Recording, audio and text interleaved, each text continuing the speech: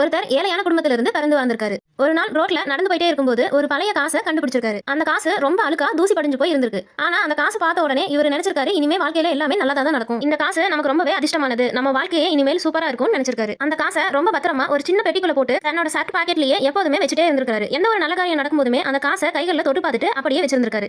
கொஞ்சம் வருஷம் கழிச்சு நல்ல பணமெல்லாம் சம்பாரிச்சு ஓரளவுக்கு பெரிய ஆளாயிட்டாரு. இப்போ அந்த காசை பார்க்கணும்னு ஆசை வரும்போது பாக்கெட்ல இருந்து எடுத்து பார்த்திருக்காரு. அப்பதான் அவரே அதிர்ச்சி ஆயிருக்காரு. இது என்னது, நாம எடுத்த காசே இது இல்லையே அப்படின்னு குழம்பி போயிட்டாரு. இது எப்படி நடந்ததுன்னு தெரியாம அவரோட மனைவி கிட்ட இதை கேட்டிருக்காரு. அவரோட மனைவி சொல்லியிருக்காங்க, உங்களோட சட்டை நிறைய தூசி இருந்ததுன்னு உதரும்போது அந்த பெட்டியில இருந்து காசு கீழே விழுந்து சாக்கடைக்குள்ள போய் விழுந்துருச்சு. நீங்க வருத்தப்படக்கூடாதுங்கிறதுக்காக என்கிட்ட இருந்த ஒரு காயினை எடுத்து அந்த பெட்டிக்குள்ள போட்டு வச்சேன்னு சொல்லியிருக்காங்க. இது எப்போ நடந்துச்சுன்னு கேட்கறாரு. அதுக்கு அவங்க மனைவி சொல்றாங்க, நீங்க காயினை கண்டுபிடிச்ச 2வது நாள் இது நடந்துருச்சுன்னு சொல்றாங்க. இதை கேட்டதுமே அவர் யோசிக்க ஆரம்பிச்சிருக்காரு. அப்போ நம்ம இத்தனை நாள் நம்ம கிட்ட இருக்க காயினால தான் அதிர்ஷ்டம் நம்ம தேடி வந்திருக்குன்னு நினைச்சது எல்லாமே தப்பு. நம்ம விடாமுயற்சியோட கஷ்டப்பட்டு உழைச்சதால தான் இந்த பணம் எல்லாம் நமக்கு சேர்ந்திருக்கு அப்படின்னு முடிவு பண்ணிட்டாரு. நீங்களும் அதிர்ஷ்டத்தை மட்டுமே நம்பாதீங்க. லைஃப்ல முன்னேறதுக்கு உங்களோட உழைப்பு தான் ரொம்ப முக்கியம். எப்போதுமே மகிழ்ச்சியா இருங்க.